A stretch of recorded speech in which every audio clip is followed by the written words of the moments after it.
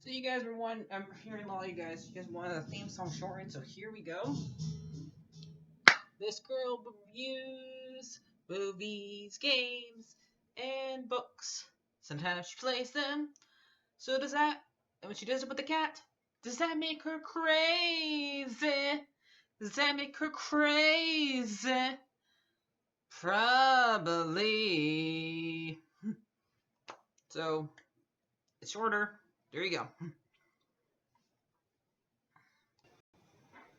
CrazyCatLady Gamer Reviewer or Martha Butler does not own any trailers or pictures. I use them under fair use, educational, for education and entertainment purposes. Hi everybody, Martha here. Today we're doing the Spider-Man animated series for My History show, but today we're almost going to review it since I just got done watching um, all the seasons, all the episodes of this show. Technically, this is a Fox cartoon because it was originally on Fox. But I started watching this after the first Spider-Man movie came out. I mean the one with Tobey Maguire came out. Because after that one came out, they started airing this show on Disney Channel on one of their I think it was like Toon or one of those weird names they had back then, and I started watching it, and because I didn't watch it when it originally aired, I don't think I knew about it. I mostly watched like the X-Men show that was like airing the same exact time as this one, but what like the episodes I liked on this was the Green Goblin episode. Pretty much every episode that they showed another Marvel character on here, I also liked. I do like it when like when they gave the origin stories of the villains on this show. Like I think I like the episode where Scorpion was introduced because you find out that Jonah Jameson made him into a villain in order to eliminate Spider-Man, make a new superhero. So, but he did not know what he created, and he just made a new villain. I know he pretty much he doesn't want to admit it, but I think he regrets doing it.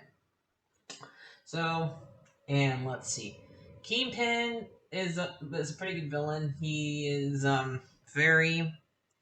He ends up being like the one that a lot of one who ends up forming the Insidious Six, since they can't say Sinister Six in this show. They can't say it. It's like a cuss word. Like, you must not say Sinister.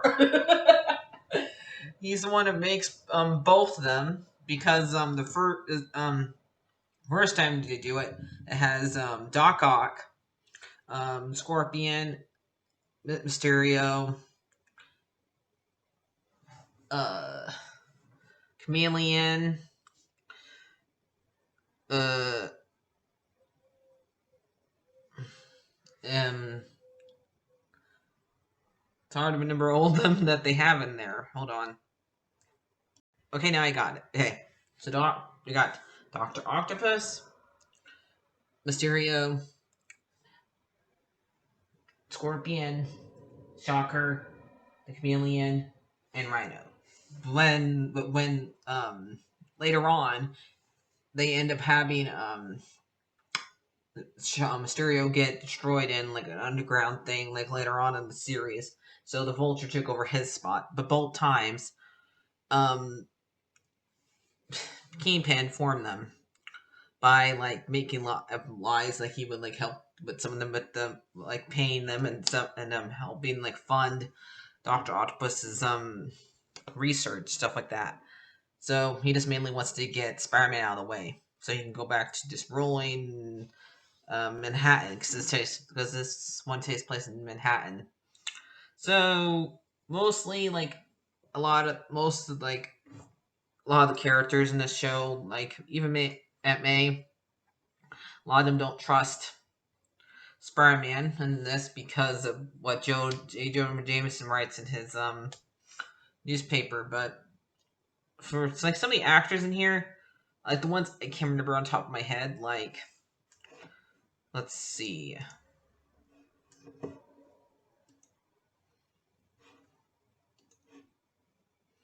We have Spider-Man's played by Christopher Daniel Brands,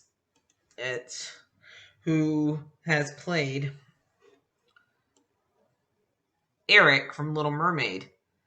He's also was in so that's how I'll get a picture of him too.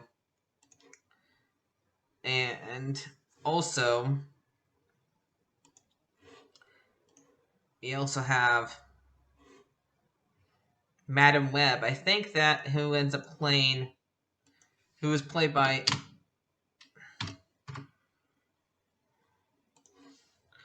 who is end up being played by Stanley's wife.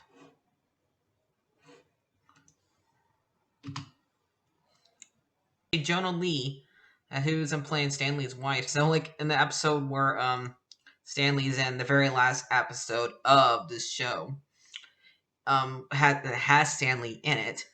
They both kind of make comments on the fact that his wife, because he says that's an extraordinary woman. Stan says to Madam Web, and Madam Web ends up commenting also Stan Lee that he's amazing, man. and she ends up saying also to Spider-Man, true believer. So, and that's something that Stan say all the time. So like that one, the last episode is definitely one of my favorite episodes because the definitely last 10 minutes of it is like really cool that we get to have Stan Lee in the cartoon. Actually, like he never showed up in the X-Men cartoon at all. So, I would say like my top 10 episodes in here is probably like the ones with Green Goblin, the one with they first saw Hobgoblin. And for people wondering who plays Hobgoblin, Hobgoblin's played by Mark Campbell in this movie in this cartoon. Shocker is played by his name's that guy who plays Pete on Coop Troop and Winnie the Pooh for Disney and stuff like that. So this guy really gets around. Hold on, I'm trying to remember his name. Jim Cunnings is the one who plays Shocker. So yep. So I also think this is the best episode. That's ones that had like one was animated. J. Jonah Jameson.